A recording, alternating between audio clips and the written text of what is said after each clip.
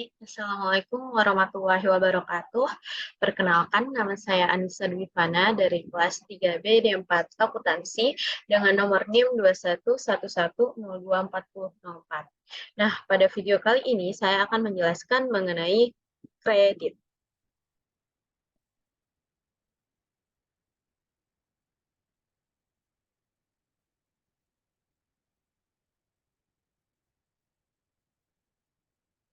Nah, dimulai dari pengertian kredit, ya kan? Pengertian kredit itu sendiri adalah penyediaan uang atau tagihan yang dapat dipersamakan dengan itu berdasarkan persetujuan atau kesepakatan pinjam-meminjam antar bank dengan pihak lain yang mewajibkan pihak peminjam melunasi utangnya setelah jangka waktu tertentu dengan pemberian bunga tertentu pula. Nah, kesepakatan-kesepakatan ini sudah diketahui sebelum terjadinya kredit tersebut direalisasi baik dari pihak bank maupun dari pihak peminjam atau pihak lain tersebut. Sehingga kesepakatan terjadi sebelum terjadinya realisasi kredit.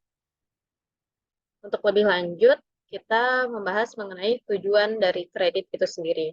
Tujuan kredit itu sendiri yang pertama adalah mencari keuntungan, yang mana dari kegiatan memberikan pinjaman kepada nasabah tersebut dapat memberikan keuntungan bagi pihak bank, dapat berupa bunga maupun kesempatan peminjaman harta tersebut, sehingga bank mendapatkan beberapa persen keuntungan dari bunga pinjaman dari nasabah tersebut. Nah, selanjutnya itu membantu usaha nasabah, yang dimana kredit yang diberikan bank dapat dimaksimalkan oleh pihak peminjam atau nasabah, sehingga dapat membangun atau membantu usahanya berjalan. Nah, selanjutnya yaitu membantu pemerintah. Membantu pemerintah di sini dapat berupa adanya penerimaan pajak, membuka kesempatan kerja, meningkatkan jumlah barang dan jasa, menghemat devisa, atau bahkan meningkatkan devisa negara. Sehingga kegiatan kredit ini dapat membantu kegiatan-kegiatan pemerintah untuk mensejahterakan dari masyarakat atau orang banyak. Nah, selanjutnya kita akan membahas mengenai fungsi kredit. Fungsi kredit di sini adalah yang pertama meningkatkan daya guna uang, yang kedua meningkatkan peredaran atau lalu lintas uang, yang ketiga meningkatkan peredaran barang, yang keempat stabilitas ekonomi nasional, yang kelima pemerataan pendapatan, dan yang keenam meningkatkan keinginan berusaha masyarakat. Sehingga dapat disimpulkan kredit banyak memiliki fungsi-fungsi yang menjadi alat pembangunan dari masyarakat atau orang banyak di suatu negara. Selanjutnya kita yang keempat akan membahas mengenai unsur-unsur dari kredit sendiri. Unsur-unsur dari kredit sendiri itu ada 4. Yang pertama itu ada kepercayaan, kesepakatan, resiko, dan imbalan jasa. Yang dimana kepercayaan itu dalam perjanjian kredit harus ada kepercayaan antara kedua belah pihak. Kepercayaan ini terutama adalah pemberi pinjaman kepada peminjam. Untuk itu pemberi pinjaman harus menyelidiki terlebih dahulu siapa calon debiturnya agar ada kepastian untuk mengembalikannya. Jadi, unsur dari kredit yang pertama itu adalah kepercayaan. Kepercayaan dari pihak peminjam kepada pihak yang memberi pinjaman kepada pihak peminjam. Pihak pemberi pinjaman dapat memberikan pinjaman apabila dia percaya atau yakin pihak peminjam tersebut dapat memberikan atau mengembalikan pinjaman tersebut dengan waktu tertentu atau berdasarkan kesepakatan-kesepakatan tertentu. Sehingga tanpa adanya kepercayaan itu sendiri, tidak mungkin terjadinya kredit atau pinjam-meminjam tersebut. Nah, yang kedua yaitu kesepakatan. Dalam kredit pasti ada kesepakatan, antara lain bahwa pihak satu akan menyerahkan uang atau barang, dan pihak kedua akan mengembalikan uang atau barang tersebut di kemudian hari. Kesepakatan ini ditandai dengan penandatanganan hak dan kewajiban yang disaksikan oleh notaris. Jadi, kesepakatan tersebut dilakukan sesaat sebelum realisasi terjadi. Sehingga sebelum terjadinya kegiatan pinjam-meminjam ataupun kredit ini, harus adanya kesepakatan. Nah, kesepakatan ini untuk legalitasnya lebih baik harus disaksikan oleh notaris. Nah, yang ketiga yaitu resiko. Nah, kedua pihak memiliki resiko ketika bertransaksi kredit ini. Pihak kredit memiliki resiko jika terjadi kredit macet, sedangkan pihak yang peminjam memiliki resiko membayar biaya tambahan jika terjadi keterlambatan pembayaran. Nah, selanjutnya yang terakhir atau yang keempat yaitu adalah imbalan jasa, yang dimana tentu suatu institusi tidak memberi kredit secara cuma-cuma. Ada balas jasa yang sudah disepakati, entah itu disebut bunga, komisi, biaya administrasi, maupun bagi hasil. Sehingga pihak pemberi pinjaman mendapatkan keuntungan atau mendapatkan pembalasan jasa dari memberikan pinjaman tersebut kepada pihak peminjam. Nah, selanjutnya kita membahas mengenai jenis-jenis kredit. Jenis-jenis kredit ini ada banyak. Yang pertama, berdasarkan tujuannya dulu nih. Berdasarkan tujuannya, jenis-jenis kredit itu ada 3, yaitu kredit konsumtif, kredit produktif, maupun kredit perdagangan. Nah, apa sih kredit konsumtif itu? Kredit konsumtif adalah kredit yang dilakukan untuk tujuan konsumsi secara pribadi. Contohnya adalah untuk pembelian rumah, mobil, dan perabotan rumah tangga. Hal tersebut dapat digolongkan konsumtif untuk kehidupan seseorang, sehingga untuk tujuannya menjadi golongan sebagai kredit konsumtif. Nah, yang kedua adalah kredit produktif. Kredit produktif yaitu yang bertujuan untuk meningkatkan kemampuan orang atau badan dalam menjalankan usaha sehingga menghasilkan nilai tambah bagi orang ataupun badan tersebut. Misalnya, kredit untuk membeli gerobak makanan yang nantinya peminjam bisa mendapatkan penghasilan sehingga kredit tersebut dapat dikatakan kredit produktif maupun kredit pertanian yang menghasilkan produk pertanian. Nah, kegiatan kredit produktif ini dapat digolongkan jikalau hasil dari peminjaman tersebut dimaksimalkan dalam menghasilkan nilai yang lebih tinggi lagi atau meningkatkan nilai yang lebih tinggi lagi. Untuk mendapatkan nilai yang lebih tinggi lagi, menghasilkan lebih banyak lagi. Nah, untuk yang ketiga yaitu kredit perdagangan. Yang mana kredit perdagangan adalah kredit yang bertujuan untuk perdagangan, yakni dimanfaatkan peminjam untuk membeli barang dagangan yang nantinya diharapkan bisa mendapatkan untung dari hasil penjualan barang dagangan tersebut. Misalnya, kredit untuk supplier atau importer. Berdasarkan kegiatan tersebut itu dapat digolongkan menjadi kredit perdagangan. Nah, selanjutnya yaitu berdasarkan kegunaannya. Berdasarkan kegunaannya, jenis kredit terbagi menjadi 2, yaitu kredit investasi dan kredit modal kerja.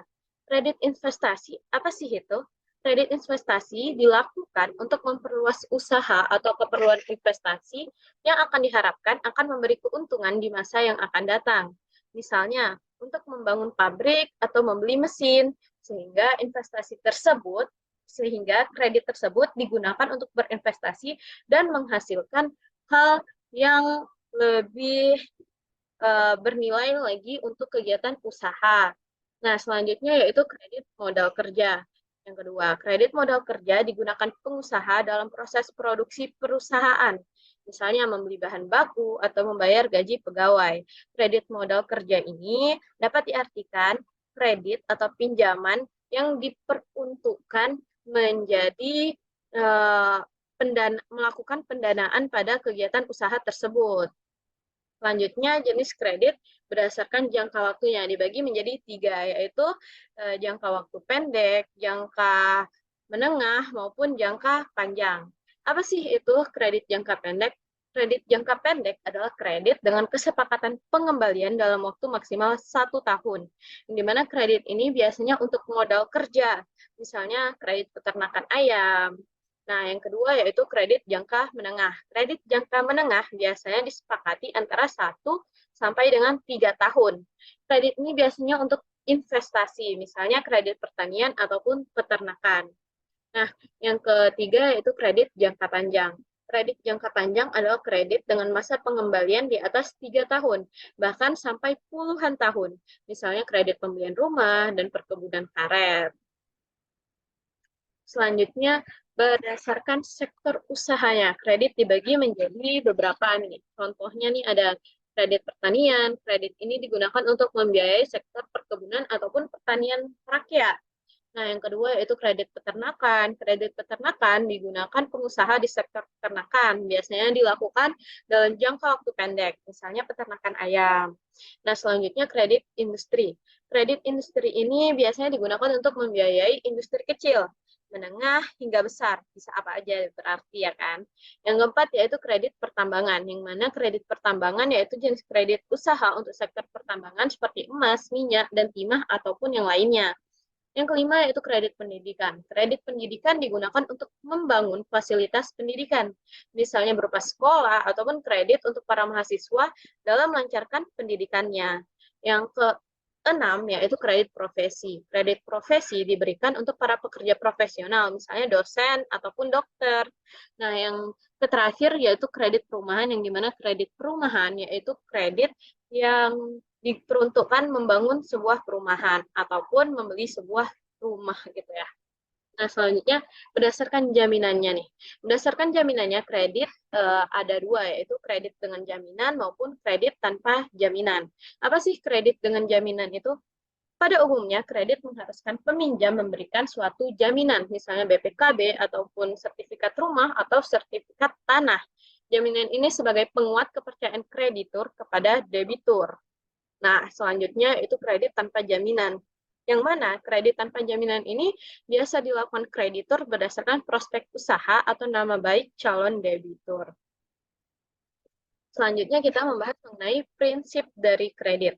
Prinsip kredit itu ada dua nih jenisnya. Yang pertama prinsip analisis 5C, yang mana prinsip analisis 5C adalah pendekatan yang mencakup 5 elemen utama yang digunakan untuk menilai kelayakan peminjam, yaitu karakter atau karakter. Faktor ini mengevaluasi integritas, kejujuran, dan reputasi peminjam. Yang kedua yaitu capacity atau kemampuan. Kemampuan peminjam untuk membayar kembali kredit dievaluasi berdasarkan kemampuan keuangan dan pendapatan yang dihasilkan dari pihak debitur.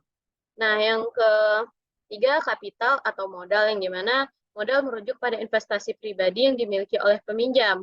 Sehingga bank ingin melihat sejauh mana peminjam memiliki kepentingan pribadi dalam usaha yang akan didanai dengan kredit. Yang keempat, kolateral atau agunan. Ya kan? Yang keempat itu condition, yang dimana kondisi ekonomi dan industri, di mana peminjam beroperasi juga berperan dalam penilaian kredit.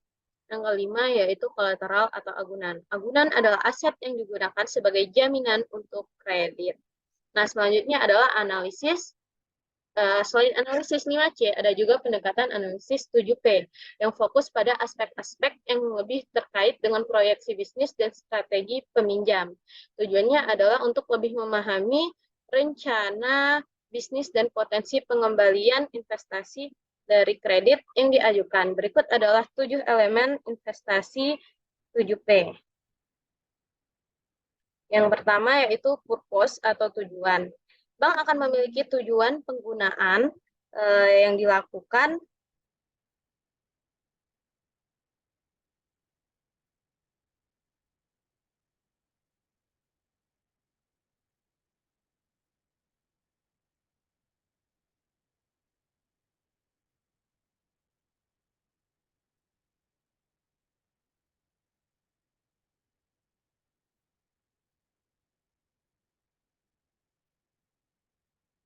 Nah, yang pertama yaitu purpose atau tujuan.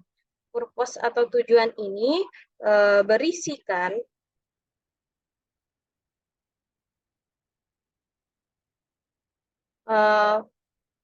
tujuan penggunaan dana yang akan diajukan, sehingga tujuan yang jelas dan relevan dengan bisnis akan mendapatkan lebih banyak dukungan dari pihak peminjam.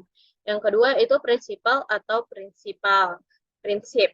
Di mana prinsipal merujuk pada jumlah dana yang dipinjamkan. Bank akan mempertimbangkan seberapa besar kredit yang diminta dan apakah jumlah tersebut sebanding dengan proyeksi pendapatan dan pengembalian investasi. Nah, yang ketiga yaitu payment atau pembayaran. Analisis ini melibatkan penilaian atas struktur pembayaran kredit, termasuk jadwal pembayaran maupun tingkat bunganya. Nah, yang keempat yaitu protection, yang dimana berarti perlindungan. Perlindungan adalah tentang bagaimana bank dapat melindungi kepentingannya jika peminjam tidak mampu membayar. Yang kelima itu probability atau probabilitas. Nah, yang mana probabilitas mengukur tingkat keyakinan bahwa peminjam akan mampu membayar kembali kredit tersebut. Yang keenam, polisi atau kebijakan, yang mana bank memiliki kebijakan internal yang mengatur persyaratan dan batasan kredit. Analisis ini menilai sejauh mana pengajuan kredit sesuai dengan kebijakan tersebut. Yang ketujuh yaitu prepayment ataupun pelunasan. Pelunasan ini berkaitan dengan kemampuan peminjam untuk melunasi kredit lebih awal, yang dimana bank akan menganalisis potensi dampak positif dan negatif dari pelunasan awal terhadap kinerja keuangan peminjam dan kepentingan bank. Selanjutnya kita membahas mengenai aspek kredit. Aspek kredit di sini ada 7, yaitu ada aspek hukum, yaitu bisa berupa legalitas maupun lain-lainnya, aspek pemasaran, aspek keuangan, aspek teknis, aspek manajemen, dan aspek sosial ekonomi, serta aspek AMDAL ataupun dampak lingkungan. Sehingga penilaian-penilaian kredit ini memiliki banyak aspek di sini, berarti penilaian kredit bisa dinilai berdasarkan hukum, apakah dia legal atau tidak, berdasarkan pemasaran, apakah kredit tersebut dapat kembali dipasarkan jika di tengah kredit terjadi kemacetan kredit. Selanjutnya itu aspek keuangan, dan aspek teknis, aspek manajemen, sosial ekonomi, dan aspek AMDAL ataupun pengendalian lingkungan. Nah, jadi ini juga berhubungan dengan tujuan kredit tersebut. Jikalau tujuan kredit tersebut baik dengan akibat dari pinjaman tersebut baik kepada lingkungannya, tentu penilaian kredit tersebut juga baik. Itu intinya. Nah, yang ke-8 itu ada mengenai prosedur kredit. Nih, ada beberapa prosedur kredit yang harus dilewati oleh seorang debitur untuk bisa dapat mencairkan pinjaman tersebut. Yang pertama yaitu tentu jelas permohonan calon debitur kepada bank, dan yang kedua itu penelitian berkas pinjaman dari pihak bank. Yang ketiga itu ada wawancara awal, yang keempat itu ada on the spot, yang kelima itu wawancara kedua, yang keenam itu keputusan kredit dari pihak bank atau pihak kreditur, yang ketujuh ada penandatanganan akad kredit, yang kedelapan itu realisasi kredit. Tentu realisasi kredit terjadi setelah pemenuhan syarat-syarat yang diberikan dari pihak peminjam atau kreditur kepada pihak debitur. Nah, yang terakhir yaitu penyaluran dana berdasarkan kesepakatan pihak debitur dan kreditur. Nah, selanjutnya itu ada mengenai kredit macet. Apa sih kredit macet itu? Kredit macet adalah di mana debitur, baik itu perorangan maupun organisasi, tidak mampu membayar utang ataupun cicilannya. Sehingga kredit tersebut macet atau tidak berjalan sesuai rencana sebagaimana awalnya direncanakan. Nah, penyebab kredit macet itu bisa dari pihak bank ataupun dari pihak nasabah. Dari pihak bank itu dapat berupa kesalahan analisis, yang mana bank tidak cermat dalam menganalisis apakah kredit tersebut dapat berlangsung baik ataupun memenuhi syarat aspek-aspek kredit sebelumnya atau tidak. Jikalau aspek-aspek tersebut tidak terpenuhi, maka besar kemungkinan adanya kredit tersebut tidak dinilai baik. Namun jikalau bank tidak menotis itu di awal sehingga terjadi kesalahan analisis oleh pihak bank untuk memberikan pinjaman kepada salah satu debitur bermasalah, sehingga itu dapat dikatakan kesalahan dari pihak bank sehingga terjadinya kredit macet tersebut. Namun dari pihak nasabah itu bisa juga terjadi baik dengan disengaja maupun tidak disengaja.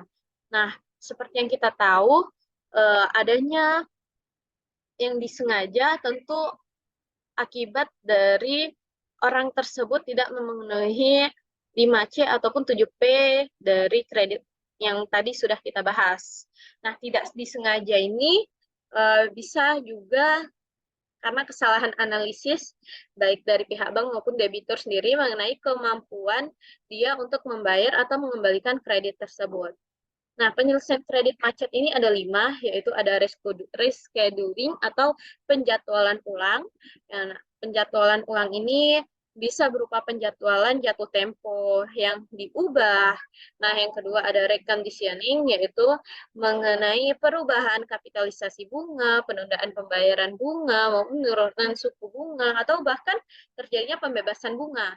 Nah, yang ketiga itu restructuring. Restructuring ini adanya perubahan struktur kredit sehingga kredit tersebut dapat lebih nyaman atau dapat dikembalikan oleh pihak debitur. Nah, yang keempat yaitu kombinasi dari rescheduling, reconditioning, akan restructuring untuk meringankan pihak debitur mengembalikan atau melunasi kredit tersebut. Nah, yang terakhir yaitu adanya penyitaan jaminan atau agunan yang dilakukan oleh pihak kreditur kepada pihak debitur. Jikalau pihak debitur benar-benar tidak mampu atau tidak bisa mengembalikan kredit atau melunasi kredit tersebut berdasarkan kesepakatannya. Nah, mungkin itu saja yang dapat saya jelaskan mengenai kredit. Semoga bermanfaat. Sekian dari saya.